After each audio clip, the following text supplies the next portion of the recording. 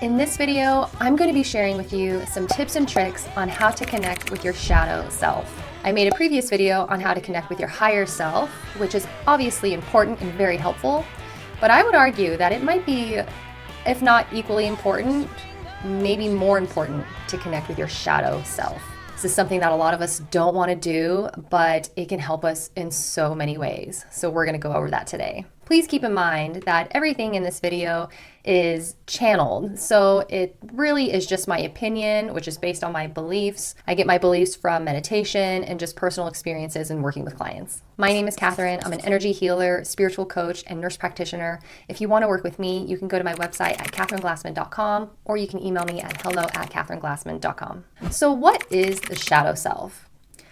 The shadow self is the aspect of us that lies hidden and dormant. Now, this is just my opinion. There's actually a lot of information in the world of psychology about the shadow self, so I'm not really referencing from that. There is a lot of information out there, so if you want to educate yourself, by all means.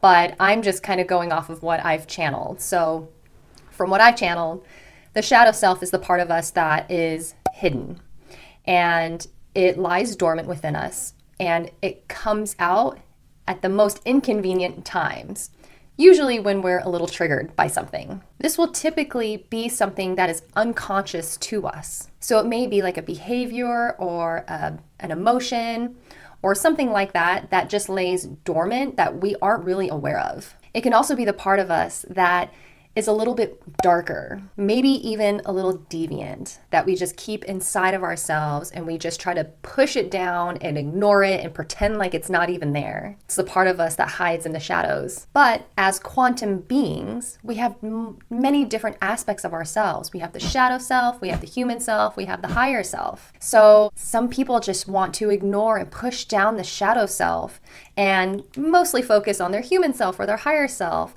when you can't realize your full potential unless you have sat with your shadow self. After all, it's still a part of you. Connecting with the shadow self is the essence of shadow work. Shadow work is the process of taking a look at all of the darker aspects of yourself, all of the parts of you that you didn't realize were actually there. And overall, the goal is to acknowledge it and transmute it. Sometimes we have pain and disorder in our lives, and we just don't understand why that keeps happening or why we feel that way. And there can be a number of reasons of why these things happen, but there could be a possibility that shadow work needs to be done. And what's funny is that when I was channeling this information, I specifically used the word disorder, and I meant it in a way of something not being in order, right? Like our lives are in disorder. But then it also meant like an actual psychological or health disorder. And again, there could be a number of reasons why we have a mental health disorder and things like that. It could be food, it could be an imbalance of some sort, but it could be because there's something inside of us that isn't healed. I believe that if someone is going to realize their full potential, or if someone is going to claim to be a spiritual teacher or a healer of some sort, then I would like to know that they've done a lot of shadow work, because you can't really know who you really are if you haven't looked at all of it. It's not really good enough to just pretend like it's not there and just push it to the side and just completely ignore it, because you're ignoring a part of you. But what happens when you ignore it is that the shadow pops up every once in a while at the most inconvenient times and reminds us that we have some sort of issue to deal with. When this happens, this is how you know that your shadow self is trying to get your attention. Here are some other examples of how you know that your shadow self is trying to get your attention. You feel stuck, like you're not progressing in life. Some of these can be addictions, compulsions, emotional outbursts, psychological disorders, health disorders, relationship issues, having anger, irritation, or passing judgment on others. What's interesting is that doing shadow work is, in essence, pretty close, if not the same thing, as working through your karma. Why is working with your shadow so important?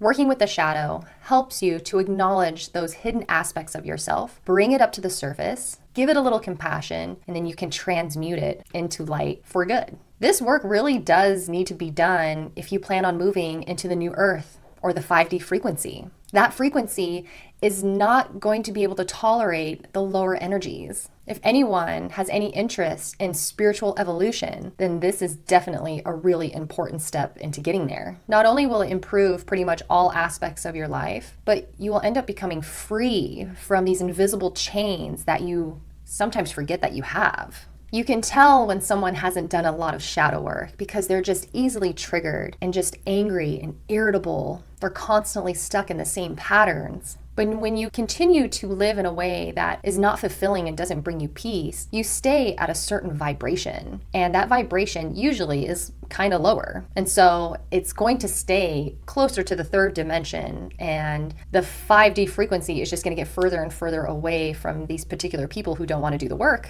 So how do you connect with your shadow self or do any shadow work? The first step is that you're going to identify the particular issue that you're struggling with. So whether it be that you have road rage, or that you gossip a lot, or you tend to date the same people over and over again and it's not working out for you, whatever the case may be, you have to identify it, and it has to be fairly specific. You can't say, oh, I'm unhappy, right? You have to be specific. And when you identify the issue, then you have to be very detailed about the issue. So if you have road rage, for example, then you'll want to bring up and probably write down all of the times you've ever had road rage and how you acted out in those moments. You'll probably want to write down how you were feeling, why you felt that way. Just write it out, be very detailed about that issue. Now, this is a simple example, right? But if we were to get down into the nitty-gritty dirtiness of shadow work, I mean, we're talking like, oh, I don't know. Like, I'm not going to say the word or, the disorder or whatever you want to call it. But I will say, like, people who go to prison and are not treated very well in prison because of this particular crime.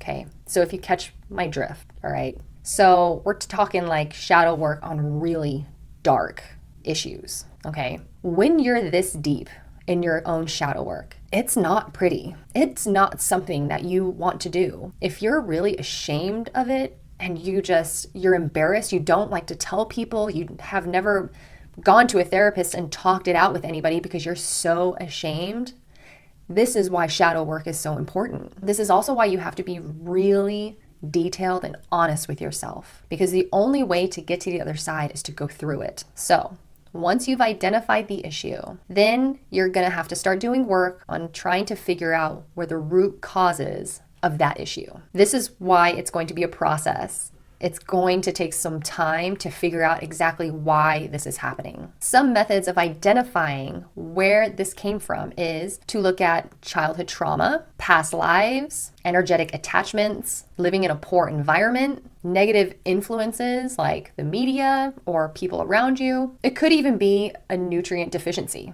Now, of course, using all of these different avenues of trying to figure out where this all came from is pretty much a video in itself, right? I think each one deserves a video. But this is a general overview of the steps that are going to need to be taken in order to transmute the issue for good. After you've looked at these different aspects like your past lives or your childhood traumas to identify the issue, then you're going to have to start working on healing it. So how do you heal the issue? You can start with therapy. Journaling is a good way to just get everything out on paper. You can change your environment and get closer into nature. You can remove all negative influences and all negative attachments. You can ask for assistance from your guides and your angels. No matter which step you take in order to start healing, it's going to be a process, and you might end up using all of it. That's what I recommend. Just use all of it. It's important not to get hung up on if one thing doesn't work, right? So go to therapy with an open mind, but there's a possibility that it's not going to do the trick. And that's okay. You just need to keep going. I forgot to mention plant medicine. Ayahuasca is like 10 years of therapy crammed into one hallucinogenic night. I can't even begin to tell you all of the things that I've done for shadow work. I've done everything that I've listed here, including ayahuasca a few times. And I'm so glad that I did it because I've learned what really works for me and what doesn't. And the more you do it, the better at it you get. So now, if I feel called to get some assistance from someone else, then I most certainly will. But for the most part, I can pretty much do it on my own now. And it's funny because I've recently been trying to do some shadow work on a nervous tic that I have, right? Like I have this nervous tic of like playing with my hair, and it just gets annoying. And so I've done so much to try to heal that, right? I've gone to therapy. I've done like therapy on an app.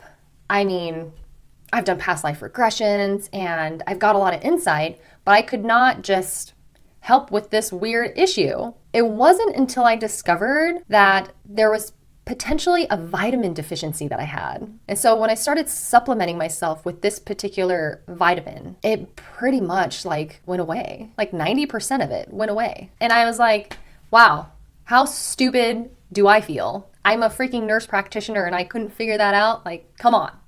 But whatever, it's okay. It's never good to beat yourself up, right? Like, I'm just joking, but come on, seriously. That brings me to another point. Be really compassionate and patient with yourself, okay? These are aspects of you that you're embarrassed about. You're ashamed of it. These are things that you acknowledge behind closed doors when nobody else is around, okay? So that's like being embarrassed about a part of you. Right? If you can imagine your shadow self as a child, you're pretty much just pushing this child away and putting them in a closet and saying, I am ashamed of you. I'm embarrassed by you. I don't want to see you. I mean, you're doing that to yourself and you don't deserve that. Your shadow self does not deserve that. There's a reason why it's there. You have to show it compassion and patience. This is going to be a process. This is not something that happens overnight. If it did, there would be no road rage, right? There would never be people being rude, okay? Because it would just be done. They've done their shadow work. But hopefully if you're watching this, then that means that you're kind of curious and you want to learn how to do it. And I'm going to tell you right now that only good will come from it. There may even come a time where you'll do some shadow work on something and you will think that you have healed it completely, but then you get triggered and it just brings it right back to the surface again. That's going to happen. And that's okay. The famous psychic medium Lisa Williams always says, she has a joke. She says, I'm healed until I'm triggered. And it's so true. If that happens, then it probably just means that it was something that may have been missed. And so you get to continue doing some healing work. That's okay. Nobody is really done healing. Now, the frequency and the intensity will lessen over time for sure. But to think that we're just a completely healed person, that's very unlikely. Unless you're a monk sitting on top of a mountain and meditating all day and not having any contact with society whatsoever, okay? That's super easy to not have a shadow. Super easy. But that's not the case. I'm assuming that if you're watching this, then you're probably participating in society. And society is very triggering, which is a good thing. These are opportunities for us to get to know ourselves. And if it's something that needs to be healed, then we can start that journey. And you'll be surprised at what you're capable of. Healing certain parts of yourself that you never knew that you could actually heal. What? I'll share something about myself with you. I mean, there was a time when I struggled with alcohol. I mean, I was struggling with a lot of things, right? Like depression, drugs, just the whole thing. I remember saying to myself that I never thought that I would ever be able to be sober, ever.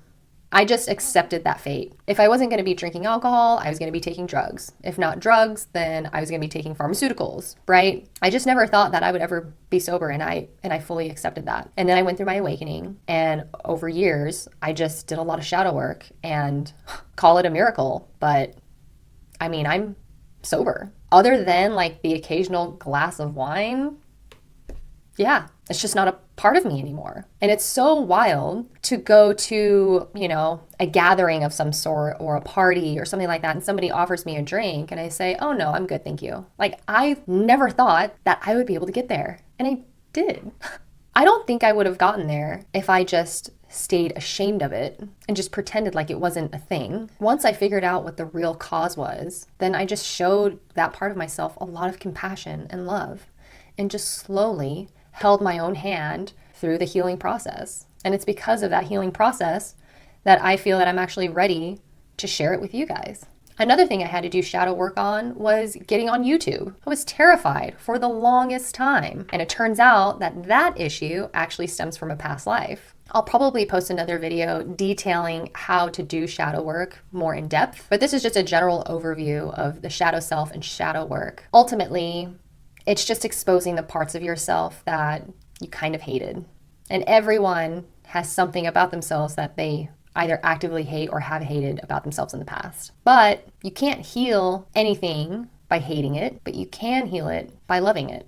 So I think this is a good reminder of when we look at other people that have done some really terrible and awful things. We really don't know what happened to them. We don't really know if they're truly evil or if they just haven't looked at their shadow, because there's probably a good chance that there is a part of them that they absolutely hate, and they just continue to hate it and hate it and hate it until that hate spilled out into the world and they just started hating the world. So as we learn to have a little bit more compassion for ourselves and our shadow selves, then we can also show a little bit of compassion for other people around us, because at least we have the consciousness and the awareness to do the shadow work, where there are some other people that don't. And if you decide to do the shadow work, then you will be rewarded. If you have any questions, please reach out to me. Let me know if you are interested in a video on step-by-step instructions on how to unmask your shadow self and to heal it. Otherwise, I hope you enjoyed the video. Good luck on the shadow work, and please like this video and subscribe, and I will see you guys next time. Bye.